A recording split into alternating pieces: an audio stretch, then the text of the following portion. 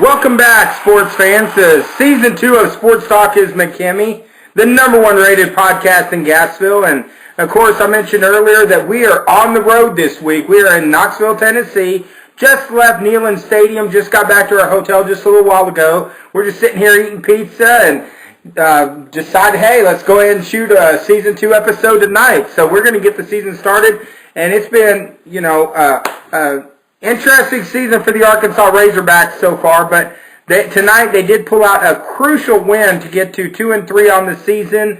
Now they're 1-1 in the SEC this year, but more importantly, it was Brett Bielema's first SEC road win ever as head coach of the Arkansas Razorbacks, Mike. That's right, Dave. Heading into the packed 101,000 people here tonight. Heading into Tennessee tonight, heading into Knoxville, this beautiful area where Joey's softball. But did we mention our sponsor?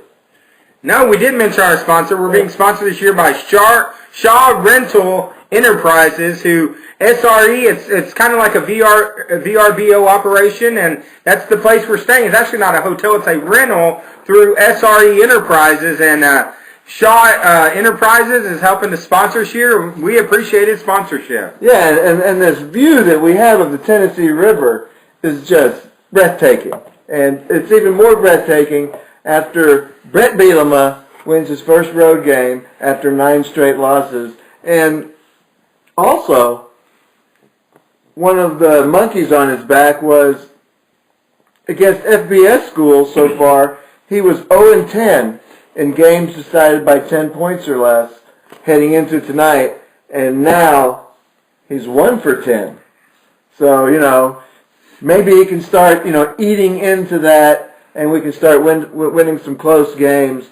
We definitely have some tough ones coming up against Auburn and Alabama next week. Well, Mike, I'm so glad we did get a win tonight. It was a tough win. Alex Collins was just a beast tonight with around 150 yards rushing. Then also we have the freshman running back Williams that got 100 yards. So we had 2 100-yard runners tonight. And I was really surprised. 2 100-yard runners, and it was a close ball game. There were some calls towards the end, even despite getting the win. I got to tell you, that fake field goal with 8 minutes and 32 seconds left had Arkansas Razorback fans all just clinching pretty tight there and had us sweating it out. But luckily the Hogs did manage to pull it up. That call, really made no sense, Dave. I mean, I'm not really sure what the thinking was there. You kick a field goal, basically a PAT, and you're up by 7.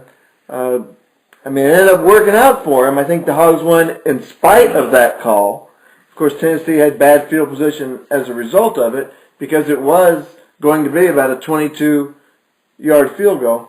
But, most coaches just put the 3 points on the board, have a 7-point lead, and go on from there. But it's calls like that that have some Razorback fans concerned. And then we have the quarterback issue, and we start to wonder, all right, is it a Bielema issue? Is it the quarterback? Is it a combination of both? Why were we 0-9 on the road? Why were we not winning the close games? What was the cause? Well, Mike, I think it comes back to, last season when we were doing these series, this season 1, we talked a lot about Brandon Allen early in the year last year having that inability to complete that crucial third down pass. And now, a year later, almost the same exact time, that's still one of the main issues. It seems like Arkansas is getting 4 or 5 yards on first down, maybe 1 or 2 on second down, having that 3rd and 3, 3rd and 4, and Brandon Allen seems to just be missing crucial passes. He had a wide open Hunter Henry in the end zone that he just completely overthrew, and the inability to make those crucial passes is just really what's making games that honestly shouldn't be close a lot closer than they're supposed to be. And in games like, the game last week that we ended up losing. Key underthrow. Yeah, just underthrows, overthrows, and inconsistency at quarterback, I think, is still hurting the Razorbacks. But I know they're happy to get a win. A win is a win. It looks good in the win column, and maybe this will start getting us turned in the right direction. We hope so. I just know that, that pass to Hunter Henry tonight just looks so much like those passes against Toledo there at the end. One of them hitting the crossbar on the goalpost. Just can't seem to. I think it's a matter of gaining composure that maybe he just doesn't have.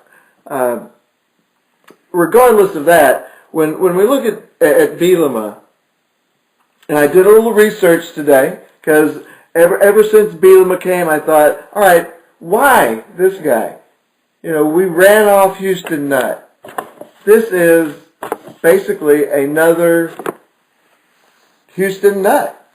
Well, offensively, I will agree with you, Mike. We do have a similar offensive design running around the running game as we did with Nutt. And so I started looking at this,